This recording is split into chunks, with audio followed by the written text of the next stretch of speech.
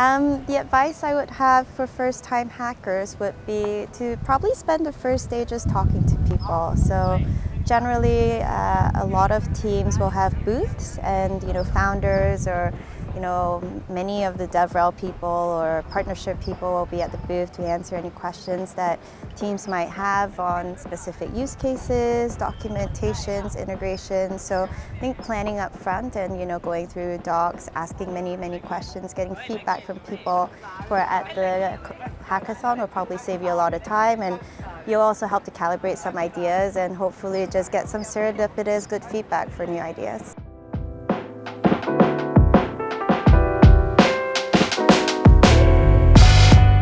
Well, I think the first step is for them to actually approach the teams that they were building on for feedback and to maybe get their advice on where their skill sets might be best placed.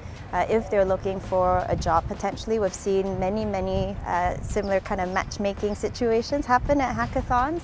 And that's also a big reason why a lot of my portfolio companies will travel far away to actually be on the ground to meet lots of talented developers, just so that they can actually spend some FaceTime with them and hopefully actually bring them onto their team.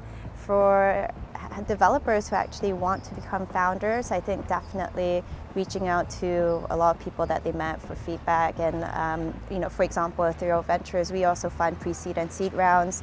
We've met a lot of amazing, promising young founders who maybe aren't quite ready to launch a company yet, but we're hoping with some mentorship and guidance, maybe they will be ready in the next 6 to 12 months, and hopefully they will call us when they are. Yeah, I think there's definitely two fields. The first one, it's undeniably like Web3 social. It feels like a lot of the tooling and infrastructure that many people have sort of just dreamed about a few years ago is now becoming a reality.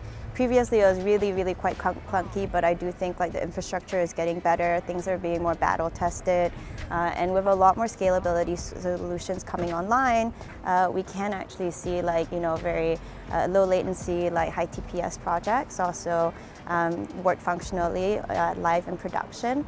So I think another thing is just not just decentralized versions of existing social companies, but how do we sort of just completely re-envision in a crypto native way how people message each other, how people share content, how people sort of or affirm something that someone else posted. I think there are ways that we can just rethink them and also have completely crypto native front ends. I think one thing that we've noticed about ETH India and the community here is the excitement that people have to use crypto, to build crypto, to further mainstream adoption. So, from an investor point of view, we always look at fundamentals. And while it's always great to, hear people say, I want to build the next biggest crypto company, I think, sometimes the first step is just, making crypto more usable for improving the lives of people around them. And I think there's some genuine excitement around that in India.